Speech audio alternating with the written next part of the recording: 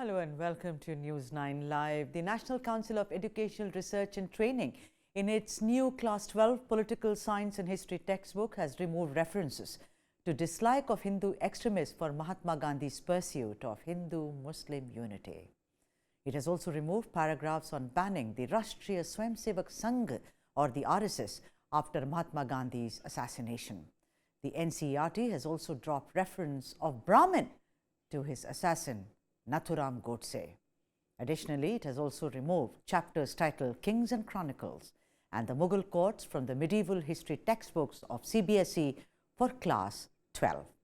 However, Director of NCERT, Dinesh Prasad Saklani, has strongly denied claims that chapters on Mughals were dropped.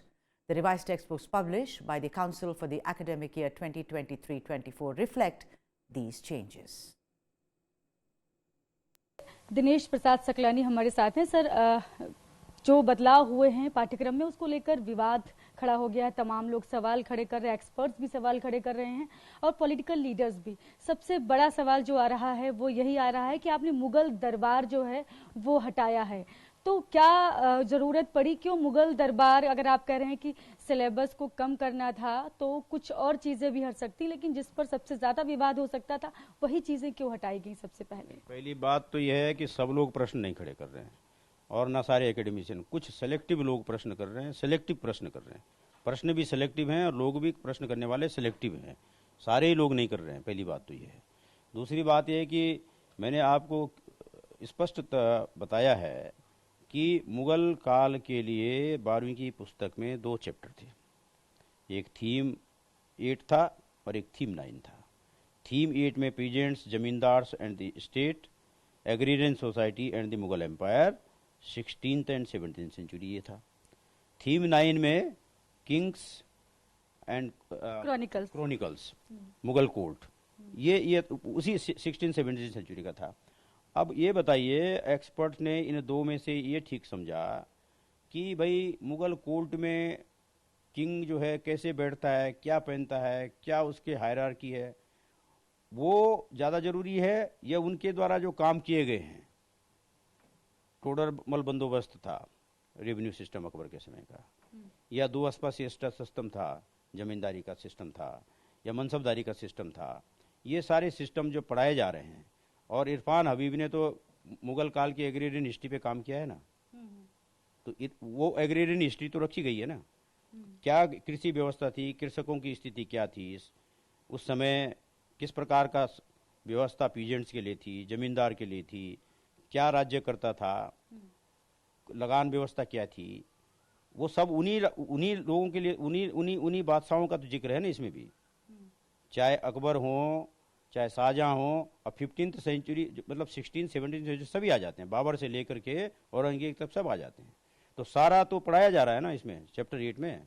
अब ये बोलना कि साहब वो किंग और कोर्ट हटा दिया, अगर हम उस समय एक्सपर्ट को ये लग रहा है कि भाई ये राजाओं ने क्या किया, इनके हरम थे, कोर्ट था, ये था, इस प्रकार की बात अगर नहीं पढ़ा सकते तो कोई बात नहीं, ना पढ़ाएं, मगर उन्होंने किया क्या है, कृषि के लिए क्या किया, किसानों के लिए क्या किया, जमींदारों क्या थे, कैसे जमींदार काम करते थे, ये किताब दिखाते हुए बताते, ये सब व्यवस्था तो है ना, ये सारी व्यवस्था इसमें है, इस चैप्टर में सब कुछ है।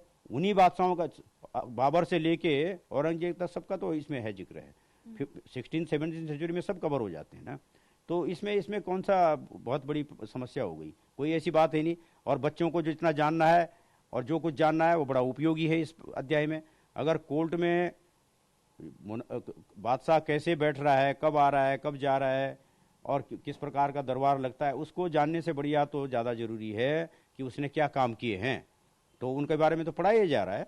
तो वो एक्सपर्ट का व्यू था कि ये ना पढ़ा करके ये पढ़ाया जाए, तो एक चैप्टर हटाना था तो हट गया एक चैप्टर, जो उनको एक्सपर्ट को ठीक लगा और मेरी समझ से सबको ही ठीक लगेगा, तो इसलिए वो हटा है।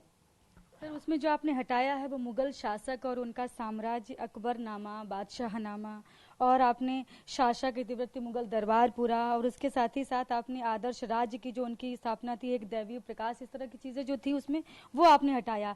और खासकर सुलह कुल जो एकीकरण का एक स्रोत है जो बताया गया था उसके बारे में, वो भी आपने हटाया है। सामाजिक अनुबंध के रूप में न्यायपूर्ण प्रभु सत्ता, ये सब चीज़ें हटाई हैं।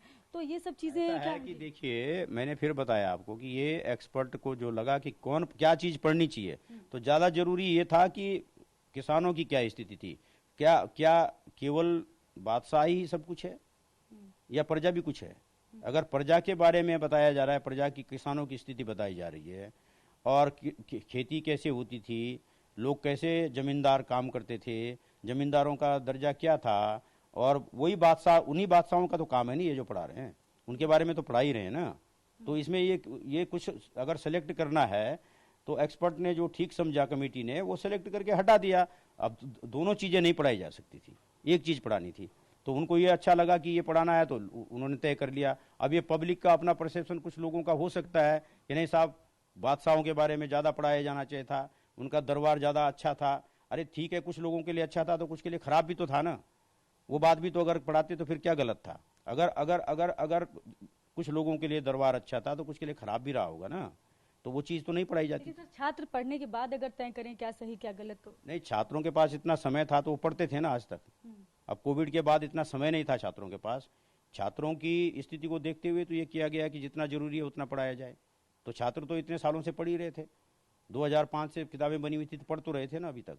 अगर 4-6 महीने 1 साल नहीं पढ़ेंगे, और वो भी उनके पास इतना समय नहीं था कोविड की वजह से, अगर वो इस दौरान उसको नहीं पढ़ेंगे तो पढ़ने का सोर्स ही केवल ये किताब ही तो नहीं है ना। इसके अलावा ओपन सोर्स में बहुत मैटर है, और भी बहुत सारी पुस्तकें हैं, वो पढ़ सकते हैं ना, वो पढ़ सकते हैं। पुरानी पुस्तकें सारी उपलब्ध हैं, वो पढ़ सकते हैं अगर जिसको ज़्यादा रुचि पढ़ना है तो। मगर वो परीक्षा का पार्ट ना बने, क्योंकि उस समय इतने सारे प्रश्न का जवाब देने में बच्चों के पास समय नहीं था और ना उनकी ऐसी स्थिति थी, इसलिए उसको उस नजरिए से हटाया गया। जिसको पढ़ना है वो तो पढ़ेगा ही, उसको कोई बैन थोड़ी है कि केवल सब सारा कुछ इसी किताब में तो नहीं आ सकता ना। जितना इसमें तर्क संगत समझा गया उतना रखा गया कुछ समय के लिए, वो भी बाकी पहले से तो पढ़ ही रहे थे, वो 2005 से पढ़ रहे थे। कोविड तो नहीं हुआ ना पहले, कोविड जब हुआ तो उसके बाद हटाया गया ना, सिलेक्शन की बात बाद में आई ना। नहीं, ये बात उठ रही है कि हटाने को तो कुछ और भी हट सकता था, नहीं, लेकिन और क्या? मुगल दरबार पर ही। नहीं, मुगल दरबार से ही थोड़ी हटा है, और भी तो चैप्टर हटे हैं। पहले के प्राचीन भारत से भी बहुत सारी चीजें हटाई गई हैं, आधुनिक काल से भी हटाई गई हैं। केवल मुगलों को लेकर के क्यों विवाद खड़ा किया जाता है, क्यों सेलेक्टिव प्रश्न पूछे जाते हैं, क्यों जो है एक नजरिए से नहीं देखा जाए। विज्ञान में हटाया उसके बारे में क्यों नहीं पूछते हैं, गणित में हटाया उसके बारे में क्यों नहीं पूछते हैं, कॉमर्स में हटाया उसके बारे में क्यों नहीं पूछते हैं, इकोनॉमिक्स में हटाया उसके बारे में क्यों नहीं पूछते हैं, ज्योग्राफी में हटाया उसके बारे में क्यों नहीं पूछते हैं। केवल एक क्या यही चीज है क्या? तो इससे साफ स्पष्ट झलकता है कि कुछ लोगों का अपना कुछ नजरिया हो सकता है। एनसीईआरटी को इसमें कुछ नहीं कहना।